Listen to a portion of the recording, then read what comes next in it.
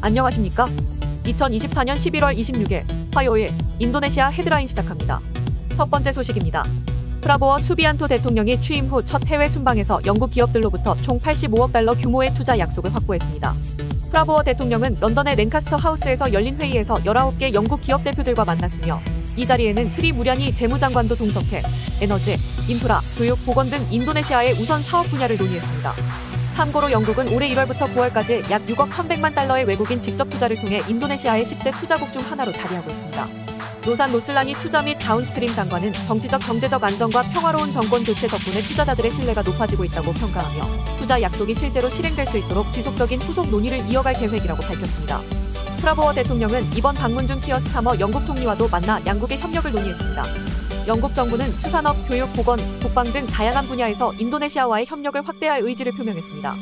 한편 대통령실에 따르면 이번 순방을 통해 인도네시아는 브라질과 26억 5천만 달러, 중국과 100억 7천만 달러 규모의 투자 양해각서를 체결했으며 미국에서도 주요 기업 대표들과의 만남을 통해 추가 협력을 논의했습니다. 프라보워 대통령은 글로벌 신뢰를 바탕으로 인도네시아의 경제 도약을 가속화하겠다고 강조했습니다. 다음 소식입니다. 애플이 인도네시아에서의 아이폰 16 판매 금지를 해제하기 위해 1억 달러 규모의 투자를 제안했습니다. 이는 애초 계획했던 1,000만 달러에서 10배 늘어난 금액으로 반둥 지역의 액세서리와 부품 공장을 설립하는 데 사용될 예정입니다. 인도네시아 산업부 대변인은 애플의 제안을 긍정적으로 평가하며 정부는 더 큰 규모의 투자를 원하고 이를 통해 인도네시아 제조업 발전이 가능할 것이라고 국영 언론과의 인터뷰에서 밝혔습니다. 하지만 산업부는 아이폰 16 판매 금지 결정을 해제할지 여부에 대해서는 아직 결정을 내리지 않았습니다. 참고로 인도네시아 정부는 자국 부품 비율이 40%를 넘지 못한 스마트폰의 국내 부품 수준 증명서를 발급하지 않는 규정을 바탕으로 지난달 아이폰 16 판매를 금지한 바 있습니다. 애플은 인도네시아를 놓칠 수 없는 시장으로 판단하고 이번 투자 확대를 결정한 것으로 보입니다. 인도네시아는 약 2억 8천만 명의 세계 4위 인구대국으로 국민의 절반 이상이 2030 세대에 해당하며 3억 5,400만 대 이상의 휴대전화가 사용 중인 잠재적 성장 시장으로 평가받고 있습니다. 기술시장 분석가는 인도네시아는 디지털에 능숙한 젊은 세대가 많아 애플의 글로벌 판매 전략에 적합한 곳이라며 성공하려면 현지 규정을 준수하고 단기적인 성장 기반을 마련하려는 의지를 보여줘야 한다고 분석했습니다. 한편 이번 투자는 프라보워 수비안토 대통령의 외국 기업 투자 유치 및 국내 제조업 강화 정책의 성과로도 평가받고 있습니다. 다음 소식입니다. E3 모빌리티가 찌까랑에서 전기 이륜차 생산 공장 준공식을 개최했습니다.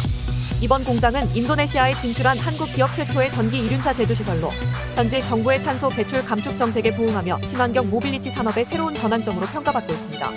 특히 한국은 니켈 채굴부터 배터리 생산, 전기차 및 전기 이륜차 제조까지 인도네시아 모빌리티 산업 전반에 걸쳐 독보적인 입지를 다졌습니다.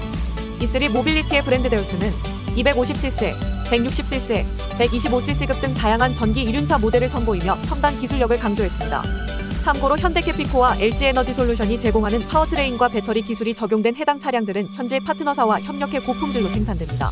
또한 LG에너지솔루션의 배터리 셀과 현지 배터리 교환 사업자인 BMS와 협업해 배터리 교환 시스템을 도입, 소비자들에게 편리하고 효율적인 충전 서비스를 제공합니다. 준공식에는 대통령 비서실 부국장, 투자진흥국장, 박수덕 주인도네시아 한국대사 대리 등 주요 인사와 인도네시아 전력공사, 인도네시아 전기이륜차 생산자 협회 관계자들이 참석했습니다. E3 모빌리티는 세계 3위 오토바이 시장인 인도네시아에서 증가하는 전기 오토바이 수요에 부응하며 인도네시아 전기차 산업의 핵심 기업으로 자리매김하겠다고 포부를 밝혔습니다. 다음 소식입니다. 한국관광공사와 문화체육관광부는 지난달 31일부터 11월 3일까지 2024 한국 헬스 앤 웰니스 페스티벌을 성공적으로 개최했습니다. 페스티벌 첫날에는 물리아 호텔에서 B2B 상담회가 열려 양국의 의료 및 웰니스 관광업계 119개 기관에서 204명이 참가했습니다. 또한 현재 금융기관 VIP 고객 122명을 대상으로 한 1:1 맞춤형 상담도 진행되었으며 의료와 웰니스를 접목한 한국의 우수한 관광 서비스를 알렸습니다.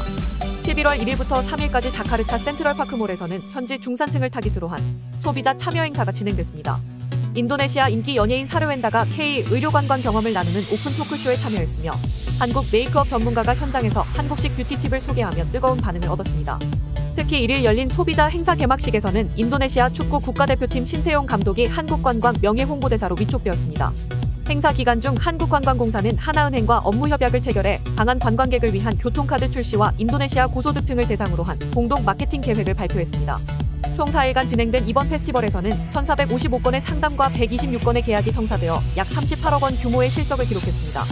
현장에서 진행된 한국 화장품 및 스킨케어 체험, 각종 공연 등도 큰 호응을 얻었습니다. 한국관광공사 이학주 국제관광본부장은 이번 페스티벌은 한국의 의료와 웰니스를 융합한 새로운 매력을 해외에 알리고 현지 시장과의 협력을 강화하는 중요한 계기라며 한국을 찾는 인도네시아 방문객이 팬데믹 이전 대비 121% 이상 증가하는 추세인 만큼 이번 행사가 방한 관광 수요를 더욱 확대할 촉매제가 되길 기대한다고 전했습니다. 다음 소식입니다. 문화체육관광부와 한국콘텐츠진흥원이 주최한 2024 인도네시아 K-박람회가 지난 14일부터 17일까지 자카르타에서 성공적으로 개최됐습니다. 이번 박람회는 K-콘텐츠와 연관 산업의 동남아 동반 수출을 목표로 진행됐으며 총 32,000명이 방문하는 등 큰 호응을 얻었습니다. 14에서 15일에는 쉐라톤 그랜드 자카르타 간다리아시티 호텔에서 수출 상담회가 열려 콘텐츠 및 연관 산업 86개 기업이 참여했습니다. 이 중 40개 콘텐츠 기업은 바이어 117명과 709건의 상담을 진행, 6,493만 달러 규모의 상담 실적을 기록했습니다. 특히 싱가포르, 말레이시아, 필리핀 등 동남아 주요 바이어들이 대거 참여해 국제적 관심을 입증했습니다.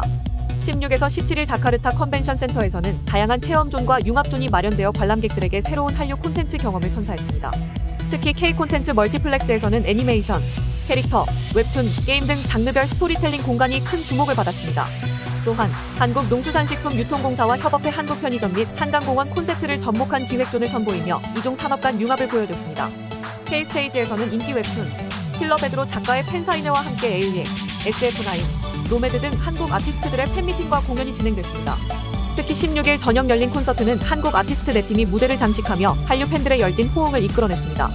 폰진원의 유현석 원장 직무대행은 이번 박람회는 동남아 시장에서 한류 콘텐츠의 체험과 수출 확대를 위한 중요한 계기가 됐다며 향후에도 창의적인 K-콘텐츠와 협업을 통해 한류의 지속적인 성장을 도모하겠다고 말했습니다. 다음 소식입니다. 지난 21일 중부 자바에서 발생한 산사태로 4명이 숨졌다고 국가재난관리청이 발표했습니다. 국가재난관리청은 이번 산사태가 장기간의 폭우로 인해 언덕 지형이 불안정해지면서 발생했다고 설명했습니다. 지역 당국은 중장비를 동원해 잔해를 제거하고 있으며 희생자들의 시신은 가족에게 인도되었습니다.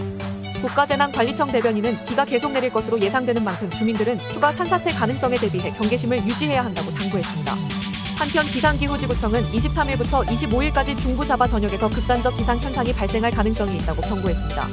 이어 대기 불안정성과 높은 습도, 그리고 자바 해와 인도양의 따뜻한 해수면 온도로 인해 강한 비구름이 형성되고 있다고 전했습니다. 이에 따라 중부 자바 지역에는 중강도에서 강한 폭우, 번개, 강풍이 동반될 가능성이 있습니다. 당국은 주민들에게 홍수, 산사태, 강풍, 낙뢰와 같은 수재해 가능성에 대비해 주의를 기울일 것을 권고했으며 피해를 줄이기 위해 지속적으로 상황을 모니터링하며 지원을 이어가고 있다고 전했습니다. 시청해주셔서 감사합니다. 다음 시간에 뵙겠습니다.